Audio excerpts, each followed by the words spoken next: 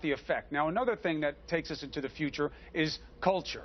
And last night, you had one of the moderators come after you about a huge issue, which is going to be reproductive rights in the form of abortion. Last night, here's what happened. If you believe that life begins at conception, as you say you do, how do you justify ending a life just because it begins violently through no fault of the baby? Well, Megan, first of all, I'm not sure that that's a correct assessment of my record. I would go on to add that I believe all You don't favor a rape and an incest exception. I have never said that, and I have never advocated that. All right, now the first situation, as you know now, 2013, you were on that Bill 1670 that did have a carve-out for rape and incest, so it seems that yes. you had your own record wrong. Is that something you want to correct this morning? No, that's not true. Everybody supported that bill. Every single pro-life senator, every single pro-life group, including the Catholic pro-life groups, supported the bill you're just talking about. But it included the exception. Because it prevents abortions. But it included the exception. Yeah, but so let me ask you, just think about it this way. I'm in favor of a 20-week abortion ban. Does that mean I'm in favor of abortions at 19 weeks? No. Any bill that reduces the number of abortions is a bill that I'm going to support. But the bill did have that carve-out, and you said I've never been near it. That's all I'm saying. No, I didn't say that. I said I've never advocated for that. What I've said is I've never advocated that. I've never said that I will only support a bill that has an exception in it. But I will support bills that have exceptions in it because they prevent abortions. I am here to try to save as many of those unborn children's lives as possible. And again, you cannot find a single senator who is pro-life who refused to support that bill because it had that exception in it. You will not find a single pro-life group that refused to support that bill because it had an exception in it. Okay. We are in the business, if we can prevent one abortion, I'm going to be in favor of it. It doesn't mean it's a prerequisite to me having to support the bill. Right. I understand your argument. I wanted to have you have a chance to clarify it because when they find a bill that you co-sponsor and it has something in it that you say you've never advocated for, it creates an inconsistency. But let's take your position as you presented this morning. To not have a carve-out for rape and incest is also something that seems very backward-looking in terms of the cultural mores that we have today. Why do you not see rape and incest as areas for potential carve-outs, even if you are pro-life? First, I think both of those instances are horrifying. And fortunately, they're extremely rare. It happens. And any time it happens, it's horrifying. It's a tragedy.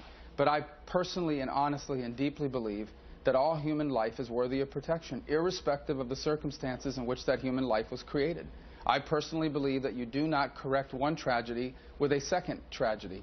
That's how I personally feel very strongly about it. I believe all human life, irrespective of the circumstances in which it came into being, is worthy of the protection of our laws. And I recognize this is a tough question. It's a very difficult question.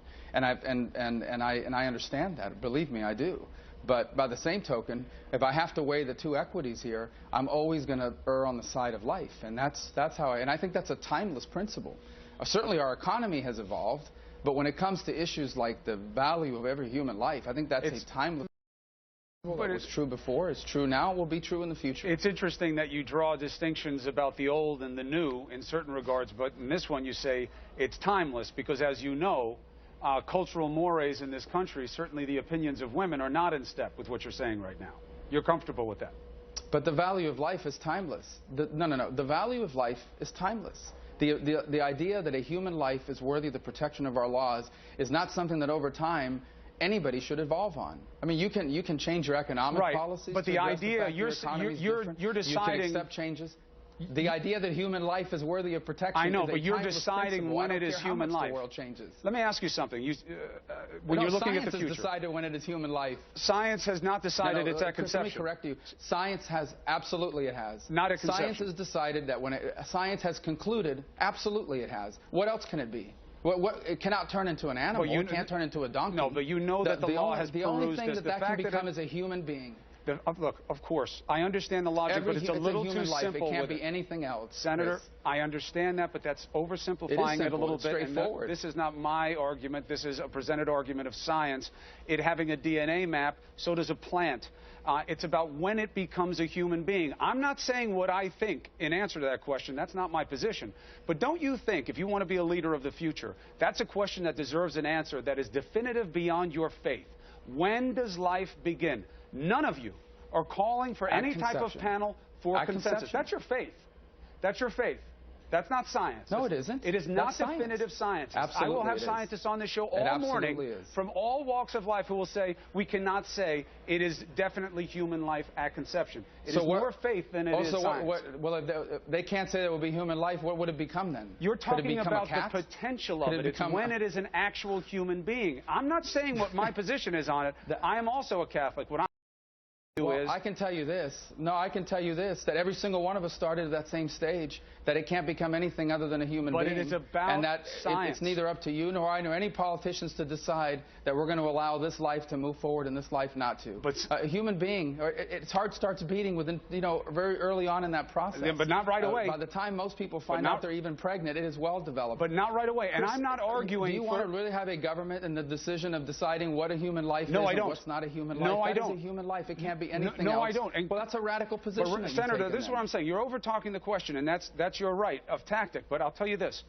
When it begins, should not be a focus of faith or of suggestion. It should be of science, just like we did when life ends. We used to have these same arguments 25, 30 years ago. You had scientists come together and talk about brain activity and the end of life, and it clarified a lot of positions. I'm saying, if you're going to be a leader of the future, this is something that deserves an answer that goes beyond faith. That's all I'm saying as a suggestion, not as an answer not as a suggestion to the answer of the question. Well, first of all, I'm happy that my faith, let me tell you something. I'm happy that my faith influences my political positions because my faith teaches me to care for the needy.